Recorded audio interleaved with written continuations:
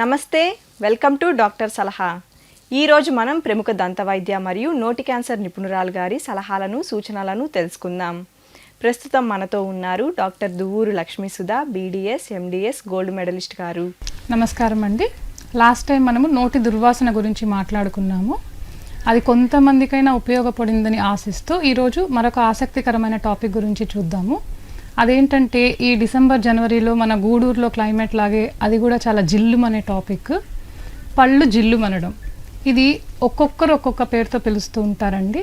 కొందరు పళ్ళు జిల్లుమనడం అంటారు, కొందరు పళ్ళు జివ్వుమనడం అంటారు, కొందరు పళ్ళు తీపులు తీయడం అంటారు. ఇలా రకరకాలుగా పిలుస్తూ ఉంటారు.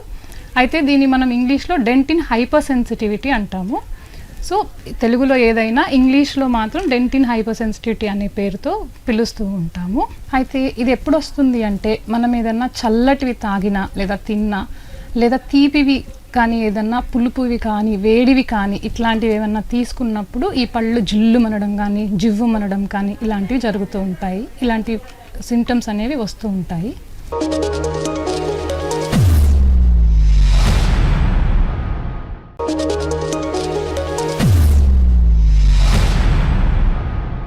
ఈ క్లైమేట్కు చాలా కరెక్ట్ టాపిక్ సెలెక్ట్ చేసుకున్నారు మేడం. ఈ క్లైమేట్లో ఈ ప్రాబ్లం ఎక్కువగా ఉంటుందంటారు డాక్టర్ గారు. అయితే ఈ నొప్పి, పుచ్చు నొప్పి ఒకటేనా మేడం? లేదమ్మా, పుచ్చు నొప్పి వేరే, ఈ నొప్పి వేరే. మనము ఏ పంటికైనా డెంటిన్ హైపర్ సెన్సిటివిటీ అని ఏ సందర్భంలో అంటామంటే ఆ పన్నుకి వేరే ఏ రకమైన ప్రాబ్లము ఉండకూడదు. అంటే ఫర్ సపోజ్ ఆ పన్నుకి పుచ్చు ఉండకూడదు, లేదా ఆ పన్నుకి చిగురు సంబంధించిన ప్రాబ్లమ్స్ ఉండకూడదు, లేదా ఆ పన్ను విరిగి ఉండకూడదు. అలా ఆ పన్నుకి వేరే ఏ ప్రాబ్లము లేకుండా ఇలా పళ్ళు జిల్లుమంటున్నాయి అంటే మాత్రమే ఆ పంటికి డెంటిన్ హైపర్ సెన్సిటివిటీ అనేది ఉంది అని మనం చెప్తాము.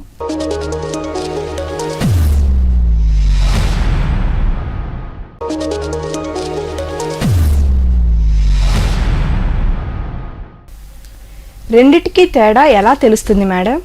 ఇది చాలా సింపుల్ అమ్మ. ఈ డిఫరెన్స్ కానీ మీరు తెలుసుకున్నట్టయితే ఇంట్లోనే మీకు మీరు అనలైజ్ చేసుకోగలరు. అంటే మనకు ఉండేది పుచ్చా లేకపోతే డెంటిన్ హైపర్ సెన్సిటివిటీ అనేది. సో సింపుల్ ఏంటంటే పుచ్చు మనకి కంటితో కనిపిస్తుంది, అదే హైపర్ సెన్సిటివిటీ అనేది కనిపించదు. ఒకవేళ పుచ్చు కంటికి కనిపించకుండా కూడా పేషెంట్ నొప్పి అని మన దగ్గరకు వచ్చినప్పుడు ఒక ఎక్స్రే తీస్తాము. పంటి సందుల్లో కానీ లేదా కింద ఆ సందు కింద ఉండే స్పేస్లో ఉండే పుచ్చు కానీ మన కంటితో కనిపించవు, అట్లాంటివి ఎక్స్రేలో కనిపిస్తాయి. సో ఎక్స్రే తీసినా లేదా డైరెక్ట్గా కనిపించిన పుచ్చు అనేది మనకు తెలుస్తుంది. ఇది ఒక ఫస్ట్ డిఫరెన్స్.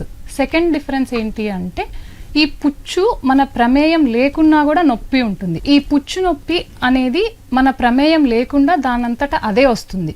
కానీ ఈ హైపర్ సెన్సిటివిటీ అనేది ఏంటంటే మన ప్రమేయంతోనే వస్తుంది. లైక్ ఫర్ ఎగ్జాంపుల్ ఏదైనా మనం చల్లటివి తాగినప్పుడు కానీ, లేదా ఏదైనా స్వీట్ తిన్నప్పుడు కానీ, లేదా ఇంకేదైనా కొందరికి టూత్ పిక్స్ కానీ లేదా ఈ పిన్నీసులు కానీ పళ్ళల్లో గుచ్చుకునే అలవాటు ఉంటుంది. సో ఇట్లాంటివి ఏమన్నా చేసినప్పుడు కానీ మాత్రమే వస్తుంది ఈ హైపర్ సెన్సిటివిటీ పెయిన్ అనేది. అదే పుచ్చు అయితే మనం ఏం చేయాల్సిన అవసరం లేదు. కొందరైతే వస్తుంటారు, మేడం రాత్రి 3 గంటల దాకా నాకు నిద్రే పట్టలేదు, మనం ఏం చేయకున్నా కూడా ఈ పుచ్చు నొప్పి అనేది వస్తుంది. ఇంకొక మెయిన్ డిఫరెన్స్ ఏంటి అంటే పుచ్చు నొప్పి మనం కరెక్ట్గా చెప్పలేము ఎంతసేపు ఉంటుంది అనేది. అదే ఈ డెంటిన్ హైపర్ సెన్సిటివిటీ అయితే మనం చెప్పగలం. అది చాలా షార్ట్ యాక్టింగ్. అంటే ఇప్పుడు మనం ఏమైనా తిన్నా తాగినా వెంటనే తగ్గిపోవచ్చు, లేదా ఫ్యూ సెకండ్స్ లేదా మ్యాక్సిమం ఫ్యూ మినిట్స్, అంతకంటే ఎక్కువ అయితే ఉండదు. ఇది మనకు చూడడానికి చాలా సింపుల్ టాపిక్ లాగా అనిపిస్తుంది, కానీ ద మెయిన్ ప్రాబ్లం ఏంటంటే ఇది ఒక పర్సన్ క్వాలిటీ ఆఫ్ లైఫ్ని దెబ్బతీసేస్తుంది. ఎలాగంటే ఇప్పుడు ఏదైనా సమ్మర్ సీజన్ ఉంది, ఫ్రెండ్స్తో కలిసి ఐస్ క్రీమ్ పార్లర్కి వెళ్ళి ఐస్ క్రీమ్ తిందాం అనుకుంటాము. ఐస్ క్రీమ్ నోట్లో పెట్టుకోగానే పళ్ళు జివ్వుమంటాయి. సో అక్కడ తినాలనుకున్నా తినలేము. ఇంకొందరు ఫ్యామిలీతో పాటు మూవీకి వెళ్దాం అనుకుంటారు, పాప్కార్న్ తిని కూల్ డ్రింక్ తాగుదాం అనుకుంటారు. ఆ కూల్ డ్రింక్ నోట్లో వేసుకోగానే ఇంకా పళ్ళు జివ్వుమనడం స్టార్ట్ అవుతాయి. ఆ నొప్పి భరించేదానికన్నా ఎందుకులే ఆ కూల్ డ్రింక్ తాగకుండా ఉండడం బెటర్ కదా అని అవాయిడ్ చేస్తాం. కొందరికి లేయంగానే వేడి వేడి టీ కానీ కాఫీ కానీ తాగే హ్యాబిట్స్ ఉంటాయి. అవి కూడా వాళ్ళకి నచ్చిన టైంలో నచ్చినట్టు చేయలేరు. ఇలా మనకి ఏం కావాలన్నా ఏం తినాలన్నా మనము చెయ్యలేకపోతాము. ఒక సామెత ఉంటుంది, కోటి విద్యలు కూటి కొరకై అని. అలా మనం ఎంత సంపాదించినా లాస్ట్కి మనకు కావాలనుకునేది తింటే అందులో ఉండే హ్యాపీనెస్సే వేరే. బట్ ఈ హైపర్ సెన్సిటివిటీ అనేది ఉండే పేషెంట్స్లో ఏంటంటే ఆ హ్యాపీనెస్ అనేది వాళ్ళు ఎంజాయ్ చేయలేరు. So patient quality of life అనేది తగ్గిపోతూ ఉంటుంది.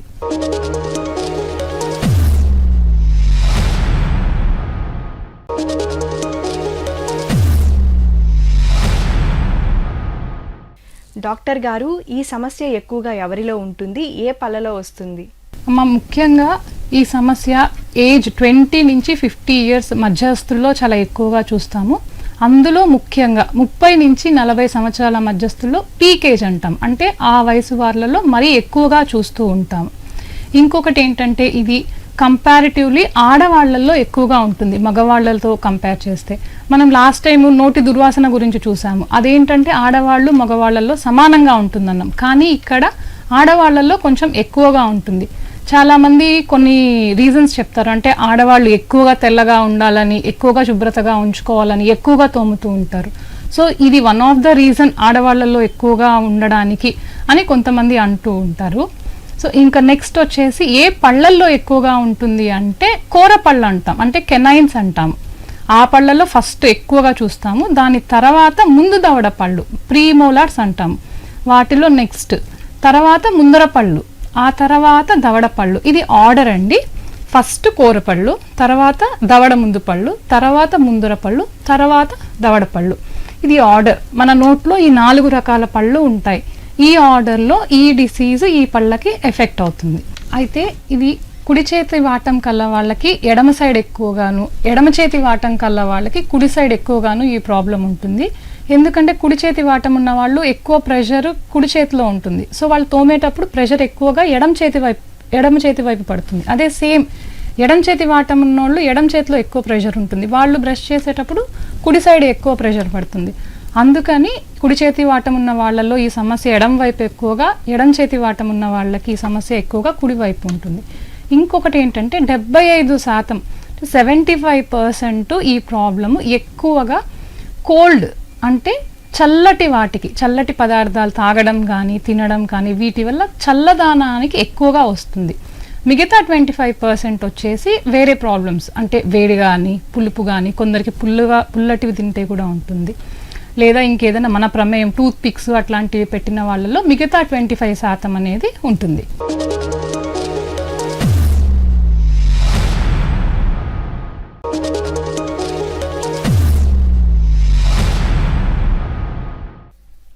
ఈ సమస్యకు కారణాలు ఏంటి డాక్టర్ గారు? మెయిన్ ఇది ఎందుకు వస్తుందంటే మనకి కంటితో కనిపించే పంట్లో 3 భాగాలు ఉంటాయి. ఫస్ట్ లేయర్ వచ్చేసి ఎనామిల్, దాని నెక్స్ట్ లేయర్ వచ్చేసి డెంటిన్, దాని లోపల ఉండేది పల్ప్ అంటాము. అయితే ఇప్పుడు ఈరోజు మన టాపిక్ ఏంటి అంటే డెంటిన్ హైపర్ సెన్సిటివిటీ. అంటే ఇప్పుడు నేను చెప్పిన దాంట్లో second part dentine, first part enamel, second part dentine, third part pulp. మన టాపిక్ డెంటిన్ హైపర్ సెన్సిటివిటీ. అయితే ఏ కారణం చేత అయినా బయట ఉన్న ఎనామిల్ అరిగిపోయినా కరిగిపోయినా లోపలున్న డెంటిన్ అనేది బయటకు వచ్చి ఈ హైపర్ సెన్సిటివిటీ అనేది వస్తుంది. అయితే మన మొత్తం బాడీలో ఎనామిల్ అనేది చాలా హార్డెస్ట్ పార్ట్, బోన్స్ కంటే కూడా హార్డెస్ట్ పార్ట్ ఎనామిల్. అంతటి స్ట్రాంగ్ అయిన ఎనామిల్ అరిగినా కరిగినా మాత్రమే ఈ డెంటిన్ హైపర్ సెన్సిటివిటీ అనేది వస్తుంది.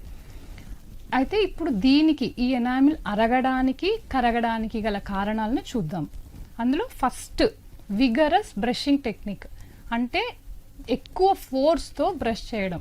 మొన్నటిదాకా వరల్డ్ కప్ జరిగింది కదండి, కేఎల్ రాహుల్ హెలికాప్టర్ షాట్ కొట్టాడు కదా అని మనం కూడా బ్రష్ని బ్యాట్ లాగా వాడామనుకోండి, వరల్డ్ కప్ ఎలాగూ పోయింది. ఇంకా మన పళ్ళ మీద ఎనామిల్ కింద ఉన్న డెంటిన్ కూడా పోయే ఛాన్సెస్ ఉన్నాయి.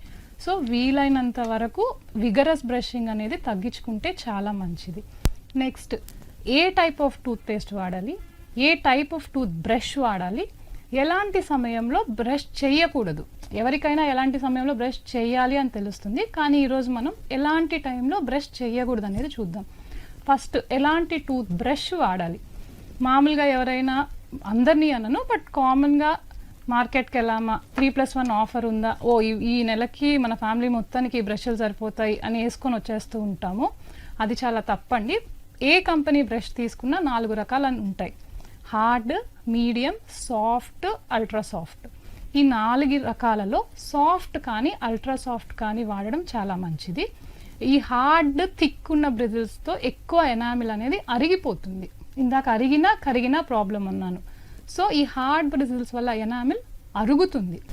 అయితే హార్డ్ థిక్ బ్రిజిల్స్ ఉన్న టూత్ బ్రష్ వాడడం ఆపేయాలి. సాఫ్ట్ కానీ అల్ట్రా సాఫ్ట్ కానీ వాడడం స్టార్ట్ చేయండి. Next toothpaste. ఇప్పుడు మనకి మార్కెట్లో చాలా చాలా రకాలైన టూత్పేస్ట్లు అవైలబుల్గా ఉన్నాయి. అయితే మెయిన్ మనం ఎలాంటిది సెలెక్ట్ చేసుకోవాలి అంటే ప్రతి టూత్పేస్ట్కి ఒక కాంపోజిషన్ ఉంటుంది. అంటే ఆ టూత్పేస్ట్ వేటిలతో తయారు చేస్తారు అనేది ఉంటుంది. ప్రతి టూత్పేస్ట్లోనూ అబ్రెసివ్స్ అనేది ఉంటుంది. సో ఏ టూత్పేస్ట్లో అయితే ఈ అబ్రెసివ్స్ అనేవి తక్కువగా ఉంటాయో చూసి అట్లాంటి టూత్పేస్ట్ని వాడడం మంచిది. రెగ్యులర్ బేసిస్ మీద వాడేవాళ్ళు ఆ అబ్రెసివ్స్ చూసుకొని సేఫ్ లెవెల్స్ ఉంటాయి అబ్రెసివ్స్, అట్లాంటి పేస్ట్ వాడడం మంచిది. నెక్స్ట్ ఎట్లాంటి టైంలో బ్రష్ చేసుకోకూడదు. ఇది కొంతమందికి సిట్రస్ ఫ్రూట్స్ కానీ లేదా ఈ కూల్ డ్రింక్స్ కానీ ఈ సోడా ఉంటుంది, ఈ సోడా ఉండే డ్రింక్స్ కానీ తాగే అలవాటు ఉంటుంది, ఎక్కువగా సిట్రస్ ఫ్రూట్స్. సో ఇవి తిన్నప్పుడు కానీ లేదా ఇట్లాంటి ఏదైనా డ్రింక్స్ తాగినప్పుడు కానీ better 1 hour brush చేసుకోకపోవడం better.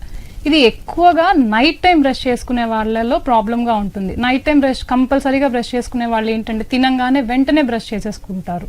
So అలా ఇలాంటివి ఏమన్నా తిన్నప్పుడు ఒక 1 అవర్ బ్రష్ చేసుకోవడం ఆపేసి 1 అవర్ తర్వాత బ్రష్ చేసుకుంటే ఆ యాసిడ్స్ అనేవి న్యూట్రలైజ్ అయిపోయి పంటి మీద ఆ ఎఫెక్ట్ అనేది చూపించదు. రెండో రీజన్ వచ్చేసి టీత్ మీద కొంతమందికి క్రాక్స్ ఉంటాయి. సో అలా క్రాక్స్ ఉన్నప్పుడు ఏంటంటే ఆ క్రాక్స్ ఏ రీజన్ వల్ల అయినా వచ్చి ఉండొచ్చు. ఇంతకు ముందు చెప్పినట్టు ఈ విగరస్ బ్రష్ చేసుకోవడం వల్ల కానీ, లేకపోతే డిఫాల్ట్గా కొందరికి పిన్నీసులు కానీ ఇట్లాంటివి పెట్టుకోవడం వల్ల కానీ డిఫాల్ట్గా క్రాక్స్ అనేవి ఉంటాయి.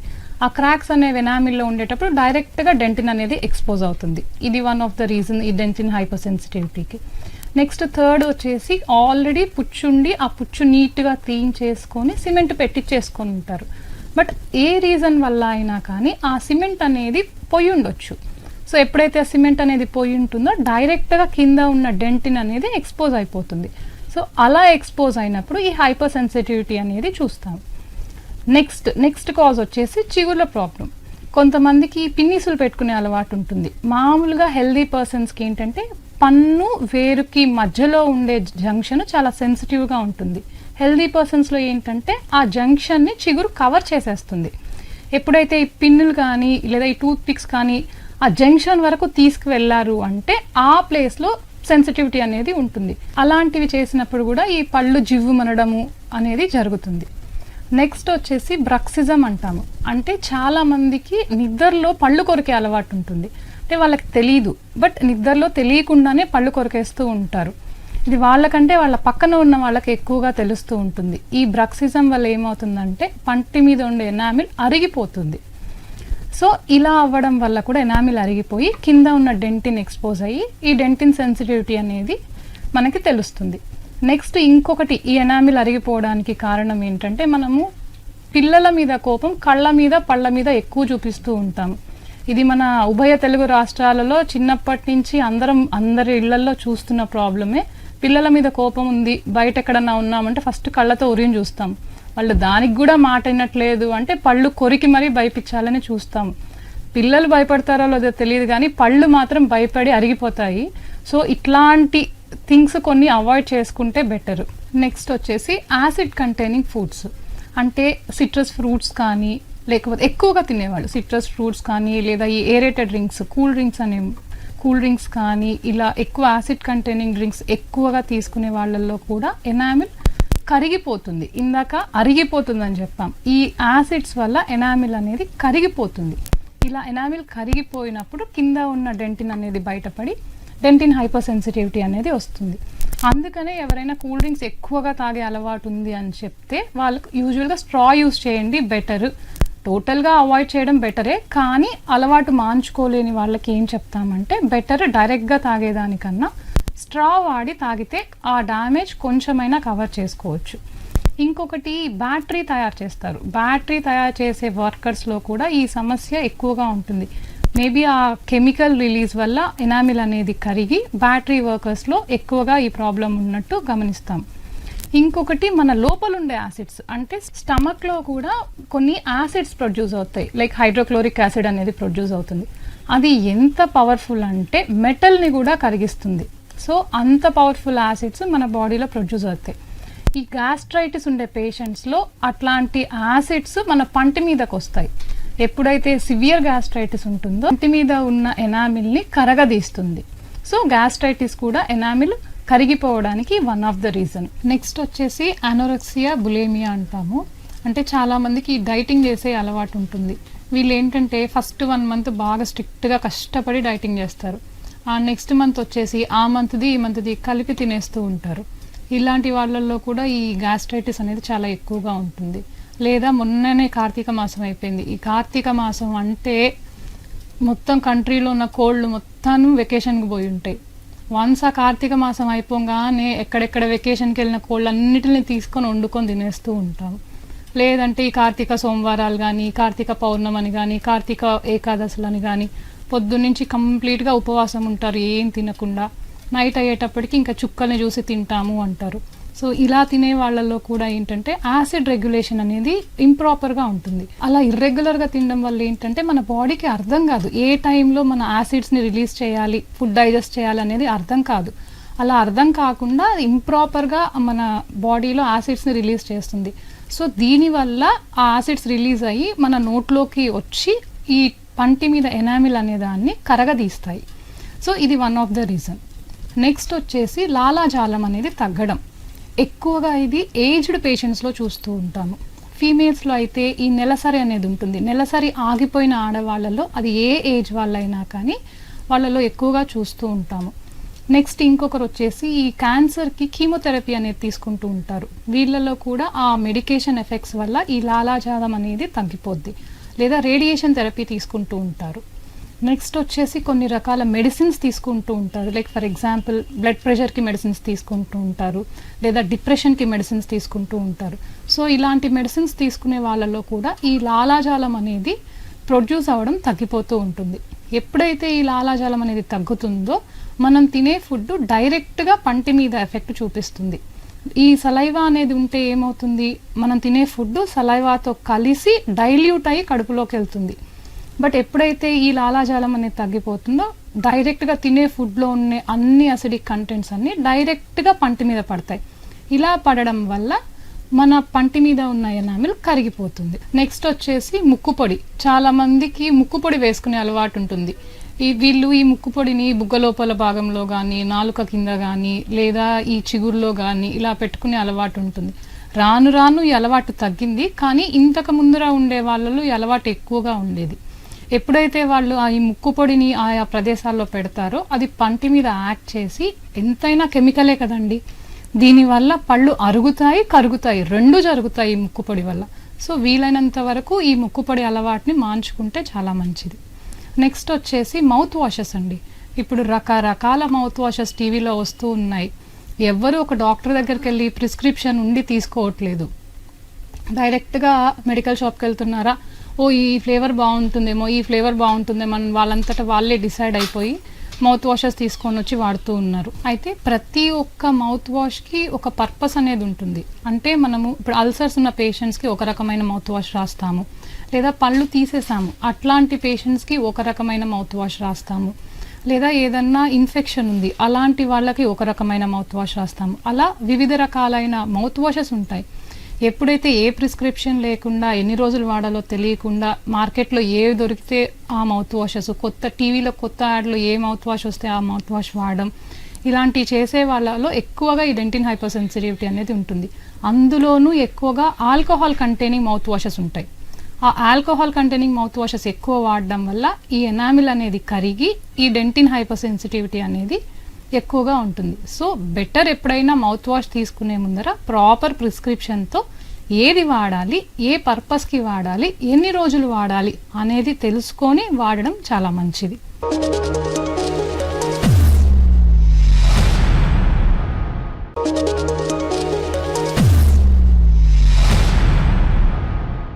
ఈ సమస్యకు ట్రీట్మెంట్ ఏముంటుంది డాక్టర్ గారు? ముందుగా ట్రీట్మెంట్కి వెళ్ళే ముందర మనం అసలు దీన్ని డయాగ్నోస్ ఎలా చేస్తాము అనేది తెలుసుకుందామమ్మా. ఇది చాలామందికి అసలు ప్రాబ్లంగానే అనిపించదు, అదే పెద్ద ప్రాబ్లము. మన దగ్గరకు వచ్చిన వాళ్ళకి బై ఛాన్స్ మనం కనుక్కొని మీకు ఇలా ఉందా అని మనం అడిగితే వాళ్ళు ఆన్సర్ ఇస్తారు.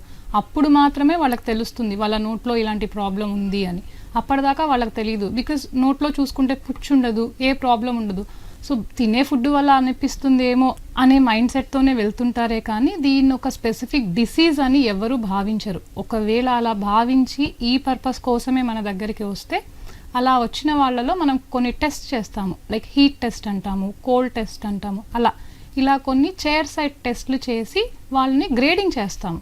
అంటే గ్రేడ్స్ ఇస్తాము. లైక్ 0 అంటే పేషెంట్కి ఏమీ ప్రాబ్లం లేదు, హీట్ కానీ కోల్డ్ కానీ పెట్టినప్పుడు. లేదా గ్రేడ్ 1 అనుకోండి, చాలా మైల్డ్ డిస్కంఫర్ట్ ఉంటుంది. లేదా గ్రేడ్ 2 అనుకోండి, మనం ఏదైనా పెట్టినప్పుడే డిస్కంఫర్ట్ ఉంటుంది, ఇమ్మీడియట్గా తీసేయగానే వాళ్ళకి ఆ డిస్కంఫర్ట్ అనేది పోతుంది.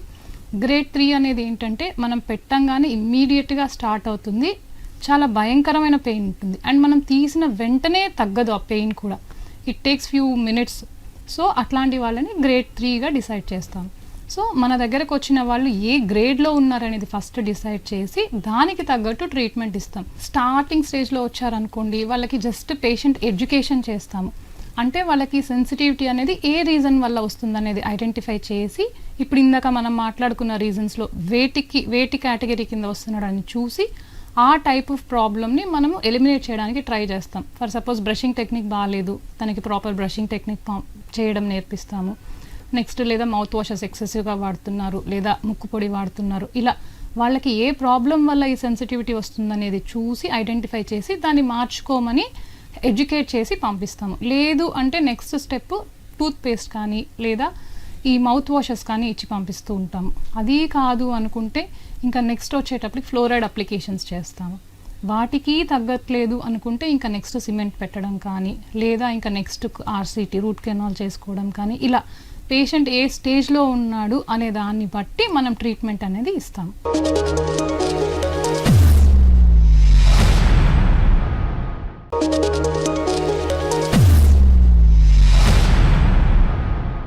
ఇది ఇవాల్టి పళ్ళు జిల్లు మనడం అనే టాపిక్. నెక్స్ట్ టైం మరొక ఆసక్తికరమైన టాపిక్ గురించి మాట్లాడుకుందాము. నమస్కారం. చూశారు కదండి, చలికాలంలో వచ్చే దంత సమస్యల గురించి, వాటి కారణాలు, ట్రీట్మెంట్ ఎలా ఉంటుంది, ఎలాంటి జాగ్రత్తలు తీసుకోవాలి ఈరోజు తెలుసుకున్నాం. ఇవాల్టి డాక్టర్ సలహా కార్యక్రమం ఇంతటితో ముగిస్తూ రేపు మరొక వైద్య నిపుణుల ద్వారా వారి సలహాలను, సూచనలను తెలుసుకుందాం. ఈ కార్యక్రమం ప్రతిరోజు మీ శివాబీ న్యూస్ ఛానల్ నందు ఉదయం 8:30 తిరిగి మధ్యాహ్నం 2:30 రాత్రి 9:30 ప్రసారమగును. నమస్తే, యువర్స్ వైష్ణవి.